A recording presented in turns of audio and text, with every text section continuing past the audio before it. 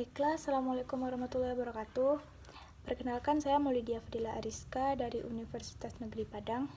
Baiklah, langsung saja saya akan menjelaskan sedikit tentang perangkat keras komputer dan perangkat lunak komputer. Perangkat keras komputer disebut juga dengan hardware, yaitu peralatan dalam bentuk fisik yang menjalankan sistem komputer.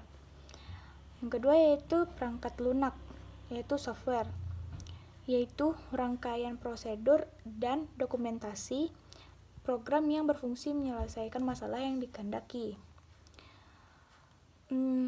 Hardware terdiri dari yang pertama input device, process device, lalu output device. Konfigurasi pada hardware, yang pertama ada control unit. Nah, digunakan untuk mengatur dan menjalankan instruksi dalam urutan yang telah ditetapkan. Selanjutnya ada arithmetic and logic unit, yaitu bagian perangkat keras yang berhubungan langsung dengan perhitungan aritmatik. Selanjutnya itu ada RAM, yaitu random access memory, yaitu memori yang membaca dan menulis. Berikutnya yaitu ROM, yaitu read only memory, yaitu memori yang dapat membaca saja. Jenis RAM, yang pertama itu ada SRAM, yaitu static RAM. Yang kedua itu ada DRAM, yaitu dynamic RAM.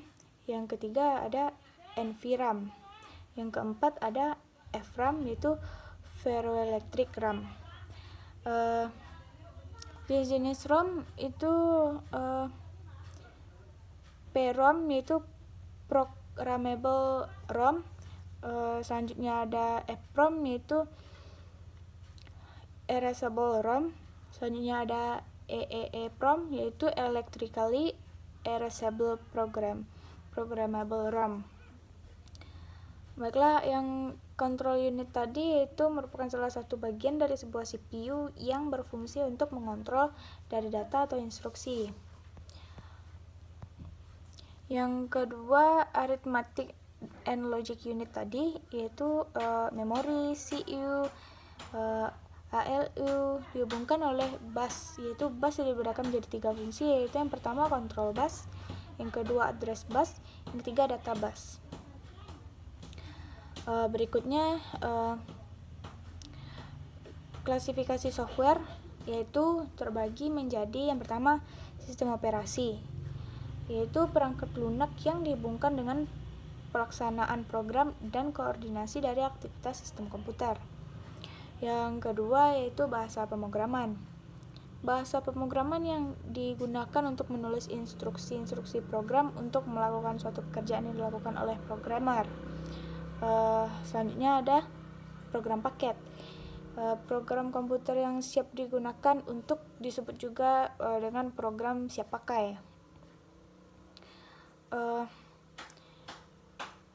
Konfigurasi software berikutnya yaitu ada sistem operasi atau operating system.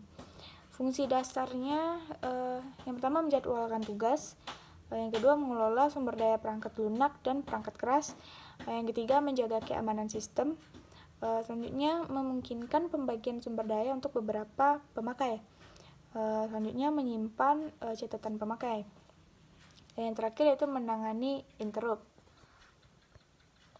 Yang kedua tadi ada bahasa pemrograman. Bahasa pemrograman yang dikenal saat ini yang pertama bahasa tingkat rendah atau low level language, yang contohnya bahasa mesin dan bahasa rakitan. Yang kedua ada bahasa tingkat menengah, middle level language, yang contohnya itu bahasa C. Yang ketiga ada bahasa tingkat tinggi, itu high level language, contohnya basic, COBOL, Pascal, PL, terus ALGOL.